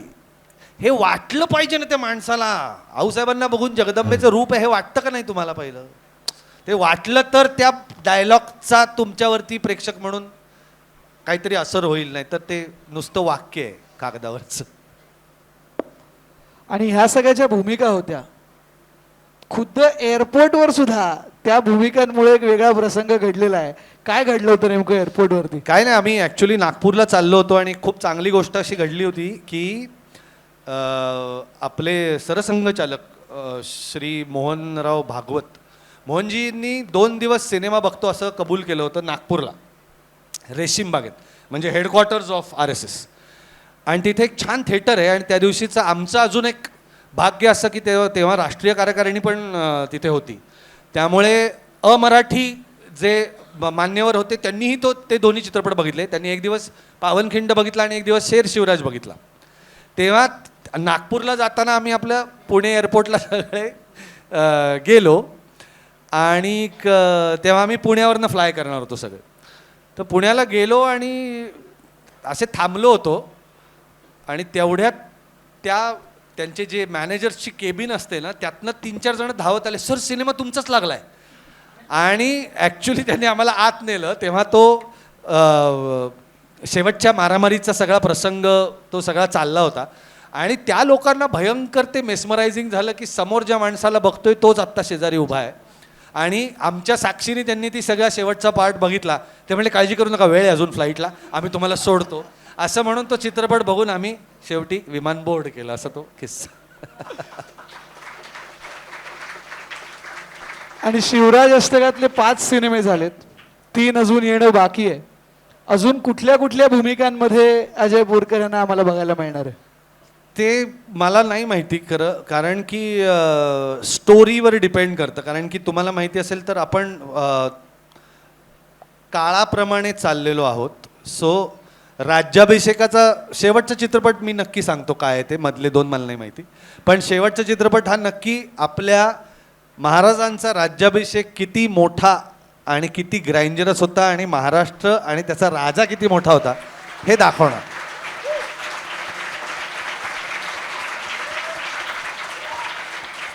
पण त्यावेळेस तानाजीराव हयात नव्हते आणि त्यामुळेच असा एक प्रसंग आहे जो आम्ही राजा शिवछत्रपती मालिकेत चित्रित केला होता. तेव्हा डॉक्टर अमोल कोल्हे यांनी छत्रपती शिवाजी महाराजांची भूमिका साकारली होती. अत्यंत अप्रतिम काम केलं होतं. तर ते असं म्हणतात की त्या सिंहासनाची एक एक पायरी चढताना आपण गमावलेला एक एक जिवलग त्यांना आठवला की ही पायरी माझ्या तान्याची आहे, ही बाजींची पायरी आहे, ही मुरारबाजीची पायरी आहे, ही बाजीकाका पासलकरांची पायरी आहे. हे सगळे नसते तर ह्या पायऱ्या मी सिंहासनाच्या चढूच शकलो नसतो. आणि म्हणून हा राज्याभिषेक दाखवणं हे आमचं कर्तव्य आहे, ज्याची काय म्हणतात पूर्ती त्या कार्याची, त्या मिशनची, शिवराज अष्टकाची ती असेल. त्यामुळे त्याची नक्की वाट बघा. तेव्हा मी काय भूमिका साकारतोय अजून मला माहिती नाही. ते जे सांगतील ती भूमिका साकारायची. आणि नुकताच काही दिवसांपूर्वी, म्हणजे आता मराठी चित्रपट तर झालेच, पण आता दाक्षिणात्य चित्रपटात सुद्धा पदार्पण झालेलं आहे आणि स्कंदा हा चित्रपट काही दिवसांपूर्वीच रिलीज झालेला आहे. काय सांगशील त्या सगळ्या अनुभवाविषयी? 25 सप्टेंबरला चित्रपट रिलीज झाला आहे, आपल्या मुंबईत लागलेला आहे. एक तर चांगली गोष्ट अशी आहे की ती इंडस्ट्री खूप मोठी आहे आणि त्यांची ताकदही खूप मोठी आहे, त्यांचा रीचही खूप मोठा आहे. खूप समाधान वाटतं जेव्हा सुभेदारसारखा रिजनल चित्रपट 12 देशांमध्ये रिलीज होतो. म्हणजे त्या ज्या आखाती देशांच्या ज्या कंट्रीज आहेत तिथे रिलीज झाला. त्या व्यतिरिक्त Switzerland, Canada, USA, UK, Australia आणि न्यूझीलंड असे 6 आणि ते 6 असे 12 देशांमध्ये सुभेदार रिलीज झाला. पण तेलुगू चित्रपटाला एकूणच जगभरात मागणी खूप आहे. त्यामुळे हा चित्रपट तेलुगू, तमिळ, कन्नडा, मल्याळम आणि हिंदी अशा भाषांमध्ये रिलीज झाला. पण मला सांगायला त्याच्याही पेक्षा आनंद वाटतो की त्या लोकांनी पावनखिंड बघून मला ह्या भूमिकेसाठी विचारलं. त्यांनी तो चित्रपट बघितला होता. आपलं काम म्हणून जाता जाता सांगायला हरकत नाही की इथून पुढे जे काम कराल ते इतक्या मनापासून करा, कारण की आपलं काम कोण कुठे बघेल आणि त्याची काय आपल्याला रिस्पॉन्स येईल हे सांगता येत नाही. मला माहिती नव्हतं तेलुगूतला इतका मोठा दिग्दर्शक माझं काम बघेल, पण त्यांनी बघितलं आणि त्यांनी मला बोलवलं. त्यामुळे प्रत्येक काम हे 100 नाही 1000% निष्ठेने करा, म्हणजे त्याचं काहीतरी पुढे होईल.